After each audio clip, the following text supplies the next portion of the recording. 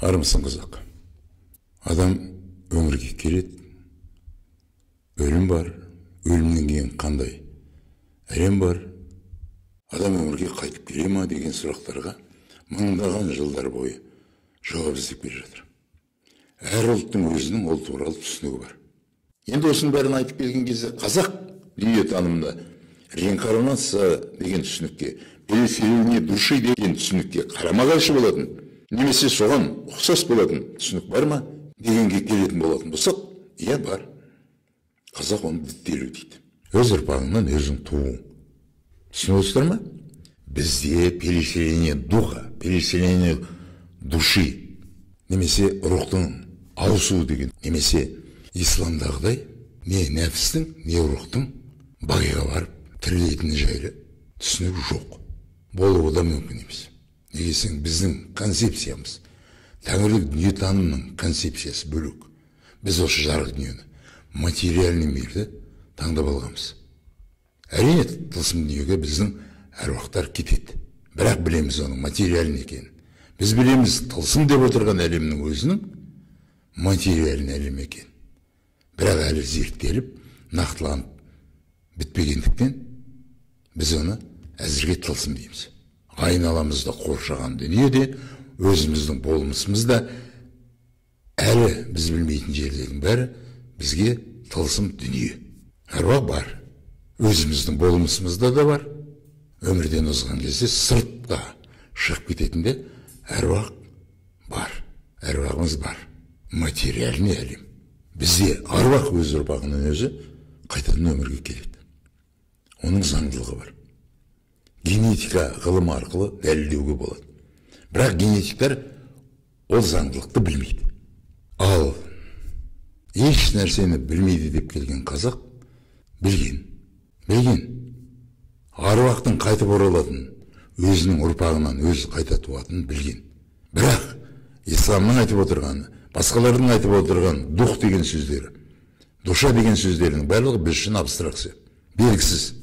Олардың өзі де білмейтін екенін, құрылымын ғылыми жолмен дәлелдей алмайды.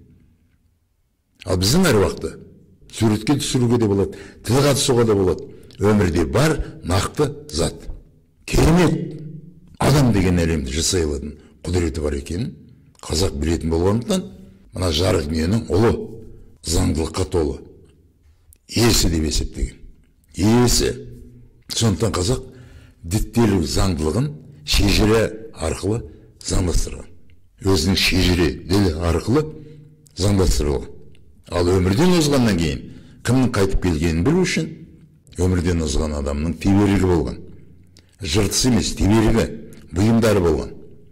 Өмірге келген бала туған жерінде таныған, өзінің бұйымдарын өзі таңдап алған. Қаптап тұрған теберіктің ішіне. Өмірге келген бала кім екенін сол уақытта білген. Осындай заңдылығы бар.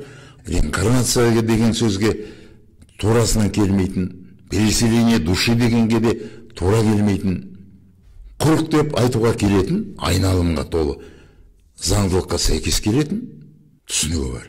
Соған кірісейін. Қазірше қазақы білімді айтамын. Қазіргі заманның мүмкін 8-ші класының білімі, мүмкін медучилищенің білімі. Бірақ қазақтың білген ол өлімі.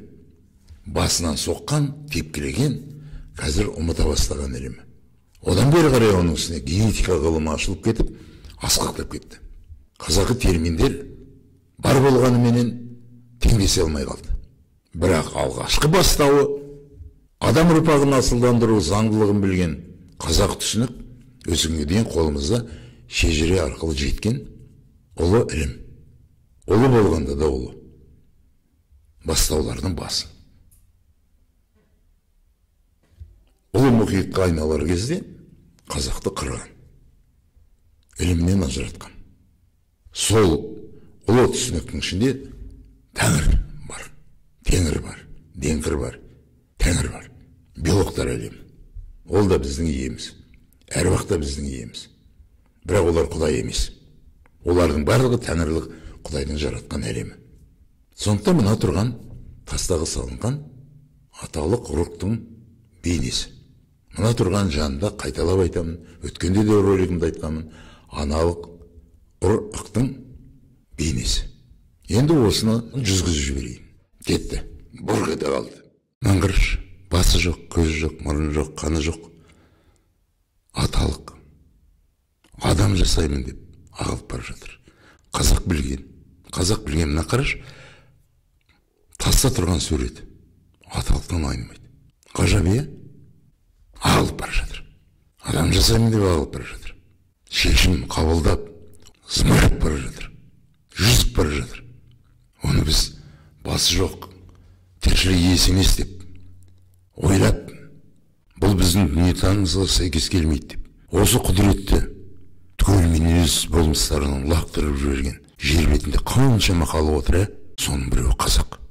Бәрін Аллах шешеді, бәрін Иегова шешеді деп отыр. Мына жерге қарасаң, кәлләсі болғанымен миы жоқ, қан жоқ, сүйегі жоқ. Түкке тұрғысыз деп айтуға болатын заттар өмірде жасаймын деп заулап бара жатыр. Нағыз дін-діңгек осы ғой. Өмірде жасаймын деп атқандар. Құдай баяғыда миллиардтаған, триллиардтаған жыл бұрын жасап қойған. Өсінге дейін өзіне берілген тапсырманы орындау үшін асығып бара жатыр. Ал мына тұрған аналық. Мына тұрған аналық. Аталықтардың бәрі жақындады. Қазір енеді. Аналыққа ергезде маңдайында шырақ жанады.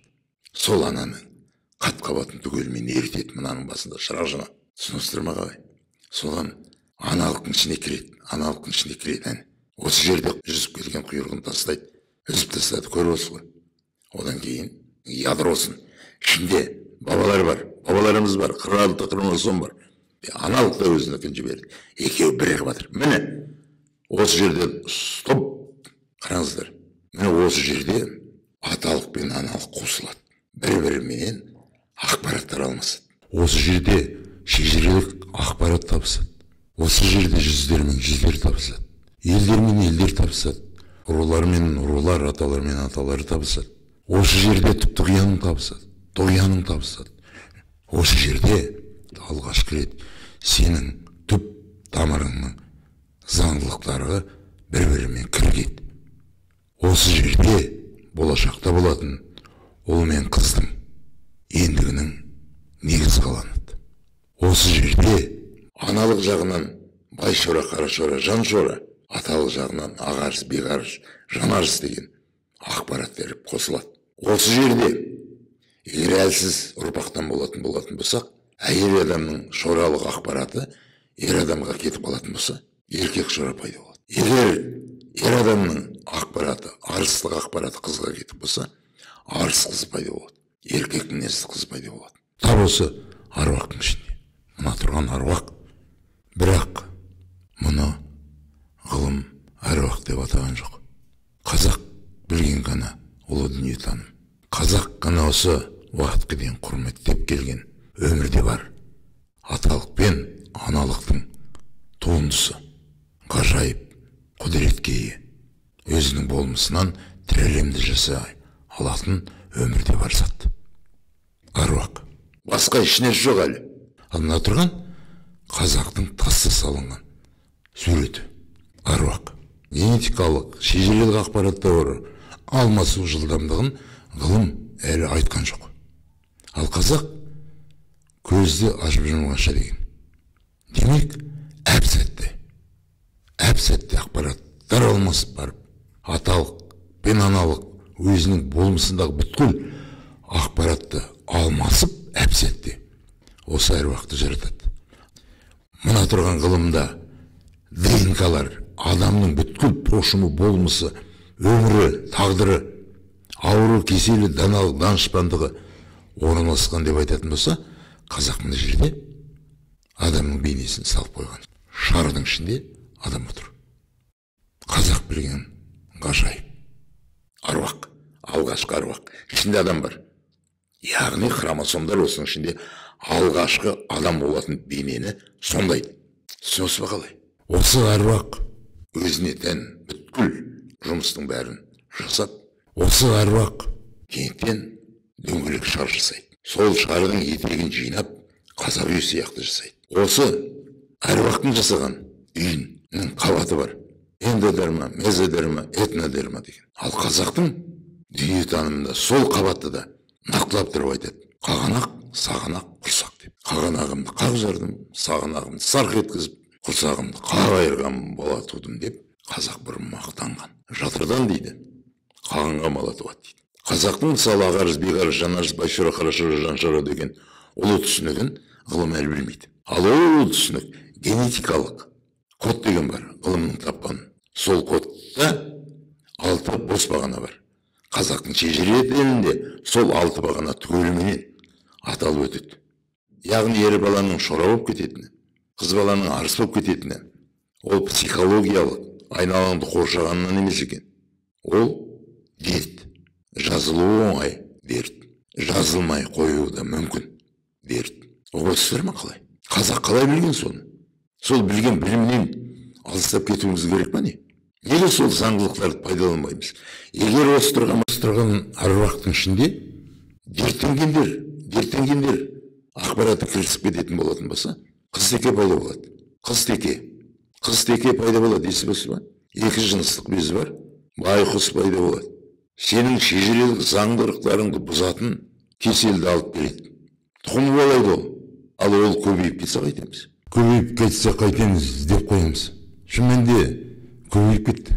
Қазақтың қызы еркек болғысы келеді, қазақтың жігіті қыз болғысы келеді. Қазақтың сорына мына тұрған әруақ біздің кейбір істеген жаман қылықтарымыз үшін, істеген жаман әдеттеріміз үшін, жаман мінез құлықтарымыз үшін, жаман қарекетіміз үшін қазақ ұлтын асыл ұрпақ туамын деп шежіре заңын ұстаған қазақ ұлтын мына тұрған әруақ соттап жіберді. Генетически соттап жіберді. Ауру, ұры, өтірікші, намысы жоқ ұрпақты батырлатып туа бастадық. Жақсылық деп ойлайсың ба? Аруақты ұмытқандықтан, аруақтың бар екенін ұмытқандықтан осындай дертке, кеселге ұшырадық. Ал барлық ақиқат, барлық заңдылық аруақтың болмысында тіркелген. Ол біздің тірі жүргендердің бойында әлі сыртқа шықпаған, өзіңді де қалап, ұрпағында қалап тұрған ұлы заңдылық, аруақ. Осы аруақтар аруақ жасайтын бәрін. Осы тұрған жалғыз клетка. Осы жалғыз клетка, тұңғыш пайда болған клетка, өзінің көшірмесінен 300 триллиард клеткадан адамзат баласын жасайды. Бұл қазақ заңдылығын білген. Қазақ заңдылығын білген. Бүткіл адамзат баласына тән. Керек болатын болса, ұрық арқылы жаратылатын жануарларға да тән. Керек болатын болса, тұқым шашатындарға да тән. Заңдылық. Аруақ жоқ деп қояды. Аруақ бар. Аруақ жоқ деп қояды. Аруақ бар. Материальный зат. Құрылымы бар. Өзінің құдіретіменен тіршілікке енің барлығын жасай алады. Менің религиям бөлек десең де, 100 жерден айқайлап, 100 жерден дәлел айтсаң да, дәл осы тұрған аруақтан жаратыласың. Осы аруақ өзінің ұрпағын жасап біткеннен кейін, соның ендігіне, ұлына да, қызына да өзінің тура көшірмесін тастап кетеді. Яғни, адам өмірден озды дегенмен, денесі мәйітке айналды дегенмен, кеше оның денесін құрған аруақ сыртқа, тысқа шығып кеткенімен, өзінің жанды түрде, аталық, аналық ретінде, болашақта қайтып келемін деп, ұлы мен қызының ендігіне салып кетеді. Яғни, жер бетінде бір ғана халық білген заңдылық бар. Еркегіне 50 үйден, қызына 40 үйден тыйым салынады.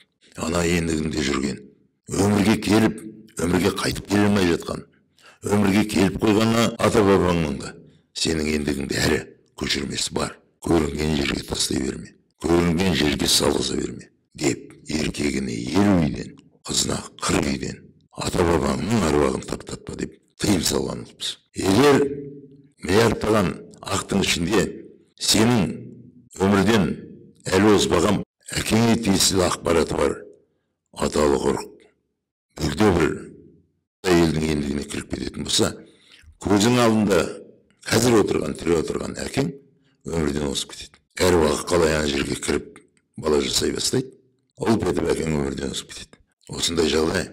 Сондықтан біздің діттелу заңдылығымыз реинкарнация емес екен. Исламның айтып отырған өлгеннен кейін тірілесің деп отырған танасух емес екен. Біздікі діттелу.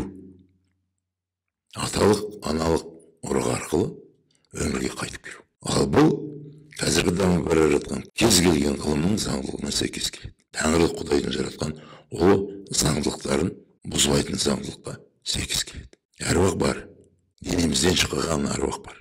Өмірдарын озған адамдардың әруағы жанымызда жүргенмен, оның өзінің тура көшірмесі. Әруағы ұлы мен қызында жүзіп жүр.